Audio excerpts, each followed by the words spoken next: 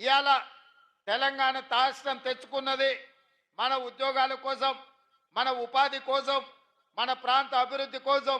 మన రైతాంగం వ్యవసాయం దండుగ కాదు, వ్యవసాయం పండుగ చేసుకోవాలన్న ఆలోచనతోటే తెలంగాణ రాష్ట్ర ఉద్యమం కొనసాగించింది.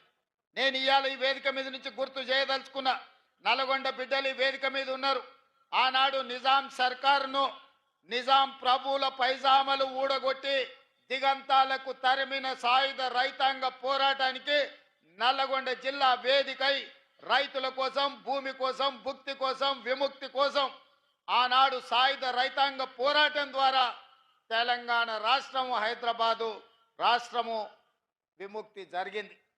ఆనాడు రైతాంగం, సాయుధ రైతాంగం పోరాటం చేస్తే రాజ్యం నుంచి రాష్ట్రంగా మారి 69లో ఉద్యోగ ఉపాధి కోసం విద్యార్థులు, ఉద్యమకారులు ఉద్యమ బాటన పడితే ఉస్మానియా కాకతీయ యూనివర్సిటీలలో ఉన్న వేలాది మంది విద్యార్థులు, లక్షలాది మంది నిరుద్యోగ యువకులు స్ఫూర్తిగా నిలబడి ఈ తెలంగాణ రాష్ట్రం ఉద్యోగ ఉపాధి అవకాశాలు రావాలంటే మళ్ళీ తెలంగాణ రాష్ట్రం రావాలి అని వాళ్ళు వ్యక్తిగతంగా నష్టపోయి, ఉద్యోగాలు కోల్పోయి, పోటీ పరీక్షలను బహిష్కరించి తెలంగాణ ఉద్యమంలో ముందు బాగానే నిలబడి ఉద్యమాన్ని కాకతీయ, ఉస్మానియా యూనివర్సిటీల విద్యార్థులు నడిపి తెలంగాణ రాష్ట్ర సాధనలో వాళ్ళు ప్రత్యేకమైన పాత్ర పోషించారు.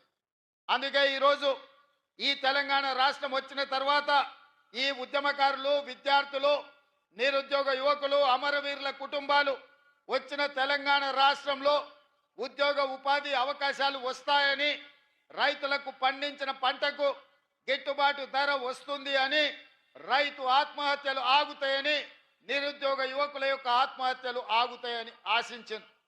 కానీ నేను ఇవాళ ఇక్కడికి వచ్చిన వేలాది మందితో పాటు తెలంగాణ రాష్ట్రంలో ఉన్న 4 కోట్ల ప్రజల్ని నేను అడగదలుచుకున్నా.